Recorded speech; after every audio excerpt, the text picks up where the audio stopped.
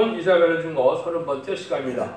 우리 이사야 31장을 통하여 재앙과 보호에 대해서 불과 풀무에 대해서 변론해 보도록 하겠습니다.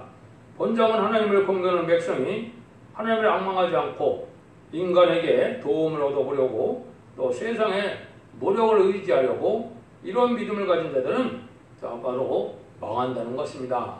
하나님의 뜻을 구하고 하나님을 의지하고 바라봐야 되는데 하나님에 대한 불신앙을 가진 자들은 살아남을 수 없는 것이 인간 종말이라 이 말입니다. 이방의 북방세력을 들어가나 의지하면 망하게 되고 하나님을 바라보고 하나님을 의지하고 하나님을 믿고 나아가는 자가 상으로 승리하게 된다 이 말인데요.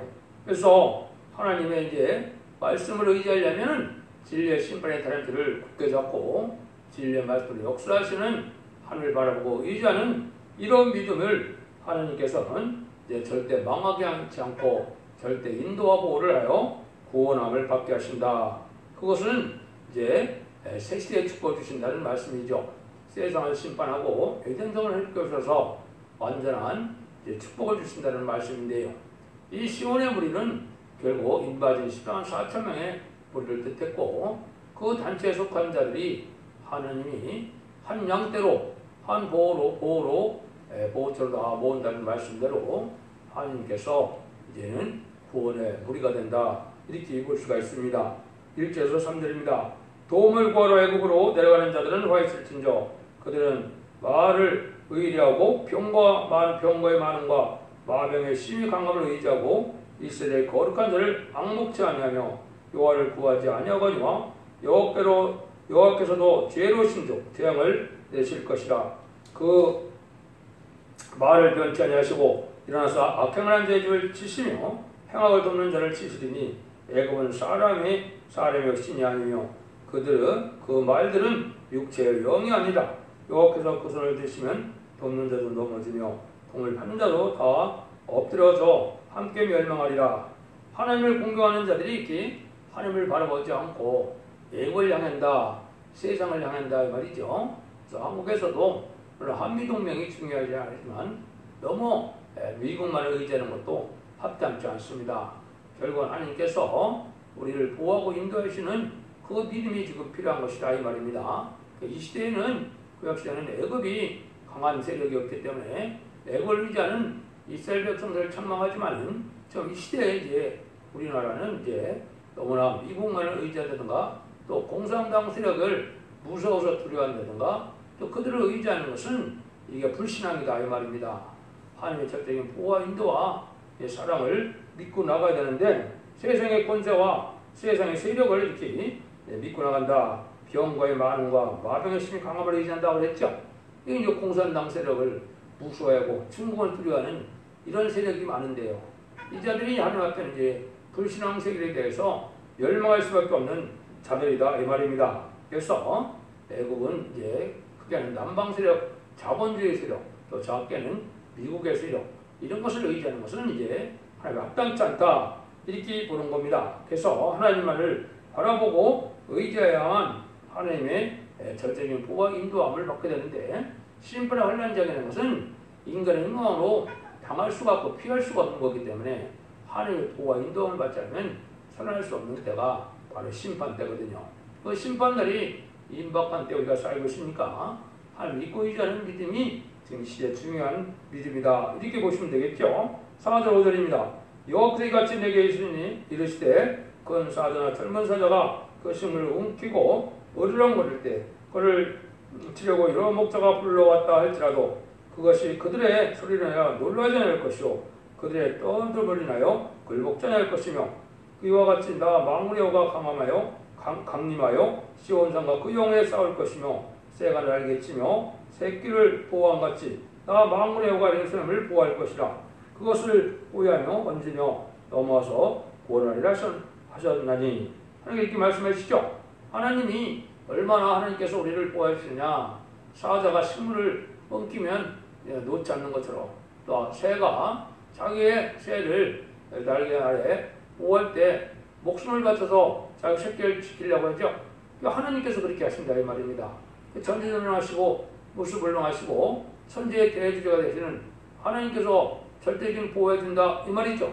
그러니까 세상에 어떤 세력과 어떤 권력도 이제 무서워할 필요가 없다는 것이죠. 그러니까 하나님께서 내 백성을요 싸워줄 때가 온다 이 말이죠.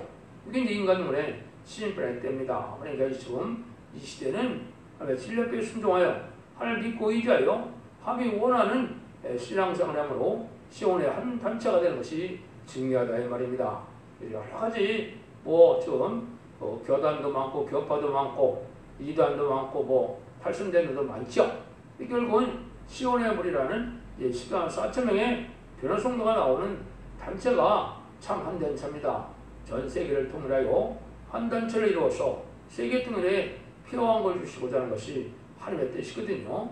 그건 하나님의 말씀대로만 되기 때문에 완전면의 말씀 있는 이 첫대계의 역사로만이 이 일을 할 수 있다. 이렇게 볼 수가 있습니다. 그런데 이제 인간 종말에는 이제 여기서 말씀한 것처럼 북방에서 사자 같은 세력이 내려오는 거거든요. 이거는 부실중문론의 공산당 세력은 엄나라 부패 사천 세력과 델프트된 기득권을 심판시키기 위한 이게 심판의 도구거든요. 그래서 그때 하나님의 협정의 보호함을 받게 되는데 그 북방 세력은 하나님의 종들의 능력으로 청구전자의 도움으로 승리하게 하신 것이 심판의 방법이거든요. 그러니까 심판에 관련 때 하나님을 절대적으로 믿고 구하고 구해야만 하나님의 보호를 받아야만 본을 받을 수 있다 이 말입니다. 그래서 이 시대는 하나님의 말씀을 굳게 믿는 것이 이게 믿음인 겁니다. 그래서 하나님의 예언의 말씀대로 과거에도 이루어졌고 현재도 예언의 말씀대로 이루어지고 있고 앞으로도 예언의 말씀대로 이루어지는 것을 굳게 믿는 심판의 단지를 굳게 잡는 것이 참된 하나님을 의지하는 믿음이고 한무리가 될 수 있는 그런 믿음이다. 이렇게 보시면 됩니다. 그래서 6절에 보니까 이스라엘 자손들아 너희는 심히 거역하던 자유로 돌아오라. 너는 이제 세상과 짝대서 세상의 부경화를 쫓고 세상에 속화되고 타락됐던 이런 하나님의 백성들이 그걸 버리고 하나님께로 돌아오라는 거죠. 하나님께 돌아오려면 어떻게 해요? 하나님의 말씀과 계명과 교훈과 율례를 지켜야 하나님께 돌아오는 것이죠. 하나님 앞에 진리 앞에 교훈 앞에 순종을 해야만 된다 이 말입니다. 주일도 지키고 말씀도 지키고 계명도 지키고 교훈도 지켜서 하나님의 뜻에 합당하게 살아가는 것이 중요하죠. 이래야만 이제 살게 된다 이 말입니다. 그래서 그렇지 않은 믿음은 헛된 믿음이 되고 우상적인 믿음이 돼서 멸망을 당할 때가 온 것입니다. 그 시대는 심판의 다람쥐를 전하는 이제 완전변의 역사가 예언서 계시록을 햇빛같이 나타나는 이 말씀을 믿고 의지해야 원죄자분 혈을 받고 절대적인 보호와 장으로 양육을 받음으로 이제는 세세의 축복을 누리게 되고 변화승천하는 변화승천하는 그 복을 누리게 된다는 사실을 여러분이 기억하셔야 된다 이 말입니다. 그래서 이제 모든 세력들이 이제 해결 기회를 마지막으로 주는 때가 전선반인데요. 그래서 이제 곧 들어갈 전선반에 들어갈 날이 임박한데요. 전선반 들어가면 임마진 14,000명을 차고 나면 이제 전 세계 마지막으로 스가랴 12장 10절에 은총과 강권의 심령을 준다 그랬죠. 마지막 성령의 역사로 택관 백성을 회개하는 역사가 있습니다. 이때 또 이스라엘 백성들도 2000년 동안이나 십자가에 못 박혀 죽인 예수님을 구세대로 알지 못하고 그리스도로 알지 못하는 때 그때 회개를 하게 된다 이 말입니다. 그래서 회개하여 첫 대계에 들어옴으로 예비적 인도 받아서 세계의 복을 받게 되거든요. 또 이제 마지막으로는 이제 그리스도의 복음을 듣지 못한 이 공산당에게 재앙으로 땅을 치는 건대로서 마지막 복음을 전해서 그때 회개하고 돌아오면 예비적 인도함으로 그들도 또한 세세의 백성을 받을 백성이 있는 것이거든요. 그 방법 외에는 이제 구원받는 방법이 없는 것을 말씀해서 하나님께서는 자꾸 하나님께 돌아오라 이런 말씀을 많이 하시죠. 이것이 이제 중요한 때가 왔습니다. 그래서 말라기 4장에도 엘리야 같은 자가 나타난다 그랬죠. 또 이사야 19장 1절에도 한 구원자 보호자가 나타난다 했고 이사야 59장 16절에도 중재자로 하나님의 대행자로 쓰임받을 종을 말씀을 했는데요. 이런 종들이 이제 결국은 성부적인 종에 대해서 인만이 14만 4천명을 일으키고 이제 변호성들을 일으키고 그 다음에는 그 백성들을 모아서 예비처 인도함으로 세세에 볼받게 하는 그런 시온의 어머니가 구원함을 받게 한다. 그때로 권리 들어와야만 하나님의 진리 앞에 순종하는 자들이 되겠죠. 이건 구원의 역사가 있다는 걸 말씀하시는데, 이때 하나님께서는 초능력적인 역사를 하신다는 걸 또 말씀하셨는데요. 7절에서 9절입니다.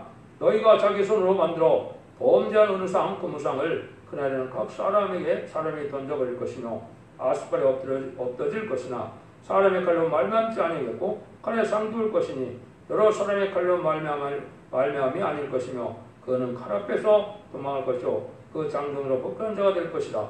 그의 반성은 두려움이 나여 물러가겠고 그 방백들은 규론에 놀라리라. 이는 여호와의 말씀이라. 여호와의 불은 시온에 있고 여호와의 풀무는 예루살렘에 있느니라. 여기 이제 중요한 말씀을 하시는 겁니다.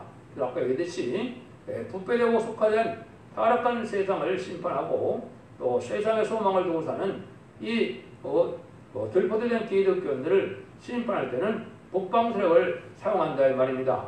공산당이 심판의 환란에 쓰임받는다 이 말이죠. 그래서 한국은 남북전쟁으로, 세계 자본주의는 이제 3차 대전으로, 공산주의는 아마겟돈으로 이렇게 이제 심판이 오는데, 마지막 공산당 세력을 멸망시키는 것은 인간의 힘으로 되는 것이 아니라는 겁니다. 하나님의 능력의 역사로 나타나는 것을 여기 말씀해서 사람의 칼로 만나지 않는다고 그랬죠. 방백들은 뒤로 인하여 놀라리라고 그랬죠. 여기 이제 십자가 기록만 봐도 이제 마귀들이 멸망할 때는 무서워서 물러간다 이 말입니다. 이런 무리가 어떤 무리냐?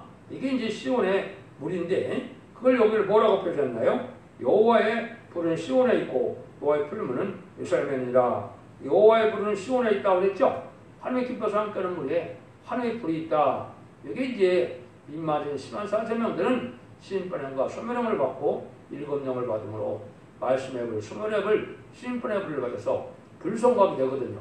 이것은 이제 받은 자만이 아는 건데, 마치 기드온 300용사가 항아리에 뭘 담았습니까? 횃불을 달았죠.